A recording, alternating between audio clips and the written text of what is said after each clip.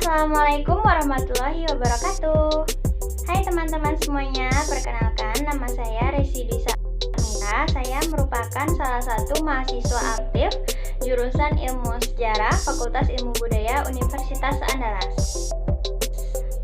Nah, teman-teman, di sini Resi akan mencoba mereview buku dengan judul buku Siti Nurbaya Kasih Tak Sampai. Nah, bukunya di sini sangat menarik nih teman-teman untuk kita review. Itu untuk mata kuliah Sejarah Indonesia dari tahun 1900 sampai dengan tahun 1945. Nah, yuk langsung aja yuk kita simak apa aja sih menariknya buku Siti Nurbaya. Penulis buku Mara Rusli, judul Siti Nurbaya Kasih Tak Sampai, terbitan dari PT Persero Penerbitan dan Percetakan Balai Pustaka dengan cetakan pertama pada tahun 1922.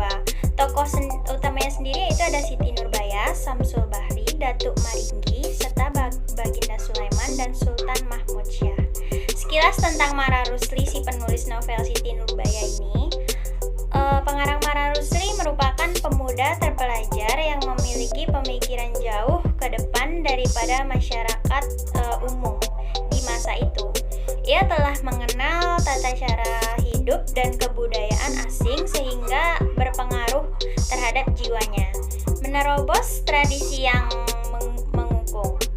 Buku ini menceritakan tentang Samsul Bahri dan Siti Nurbaya, dua orang sahabat atau teman sekelas, bahkan tetangga yang saling jatuh cinta. Rumahnya bersebelahan. Tak hanya mereka berdua yang dekat, kedua orang tua mereka pun sudah saling sama-sama mengenal dan berhubungan sangat baik. Suatu hari mereka harus berpisah karena Samsul Bahri harus merantau ke Jakarta untuk menempuh pendidikan dokternya. Meski berjauhan, tetapi mereka berdua tetap sepakat untuk saling setia. Namun sayangnya takdir mengharuskan Siti Nurbaya tunduk pada kekuasaan Datuk Maringgi. Jadi kisah ini bermula ketika Datuk Maringgi itu merasa iri pada Baginda Sulaiman yang usaha dagangnya melejit. Lelaki tua itu tidak ingin tersaingi, sehingga ia pun menyusun suatu strategi nih teman-teman untuk membuat bisnis Baginda Sulaiman bangkrut. Ia menyuruh orang untuk membakar toko yang dimiliki Baginda Sulaiman, bahkan meracuni kebun kelapanya juga. Nah, di sini sehingga pohon-pohon kelapa itu tidak berbuah dan akhirnya membusuk. Juga dia menghasut partner bisnis Baginda Sulaiman agar beralih padanya. Nah, sesuai dengan keinginannya, Baginda Sulaiman pun mengalami kebangkrutan. Datuk Maringgi pun menawarkan bantuan. Namun dengan bunga yang cukup tinggi, Baginda Sulaiman tak mampu untuk membayar hutangnya. Sehingga pilihan sulit pun harus diambilnya, yaitu menyerahkan diri sebagai tahanan dan menyerahkan putri kesayangannya pada Datuk Maringgi tadi, yaitu si Nurbaya yang sangat mencintai ayahnya pun memilih untuk mengorbankan dirinya sendiri karena tak tahan dengan Datuk Maringgi. Akhirnya Nurbaya memutuskan untuk melarikan diri, namun itu tak bertahan lama karena Datuk Maringgi dapat membawanya kembali dengan taktik liciknya. Nah, tak berhenti sampai di situ nih teman-teman. Datuk Maringgi pun menyuruh orang untuk membunuh Siti Nurbaya dengan meracuninya.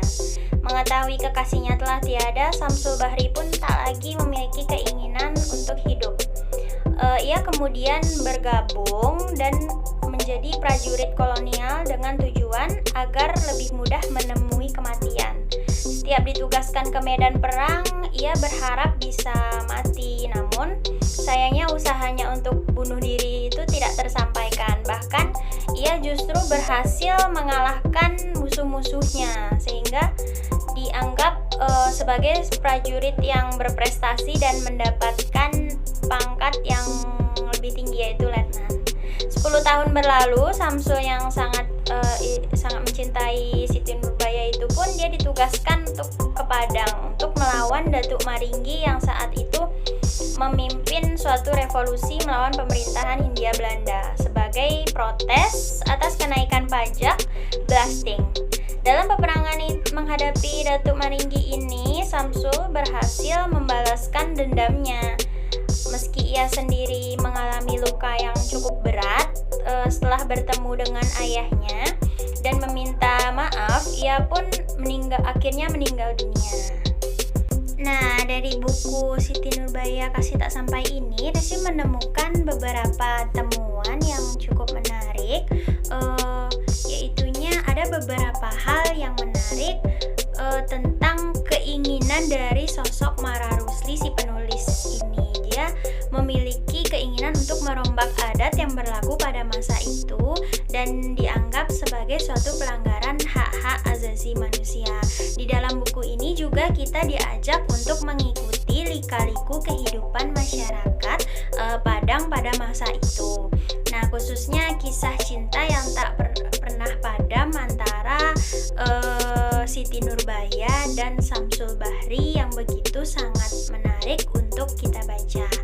Nah, kesimpulannya juga novel ini syarat akan makna gitu. Jadi tidak hanya dari kisah perjalanan cinta saja, tapi serta tentang orang-orang di sekelilingnya juga. Namun terdapat cerita di dalam cerita. Jadi maksudnya itu seperti misalnya ada sebuah kalimat nih teman-teman, hikayat pendek yang diceritakan oleh Samsul pada Nurbaya di buku itu. Dari hikayat itu ada pesan moral nih teman-teman yang disampaikan, bahwa bunyi hikayatnya adalah tiap-tiap sesuatu yang hendak kita kerjakan haruslah dipikir terlebih dahulu dengan sehabis-habis pikir serta ditimbang dengan semasak-masaknya.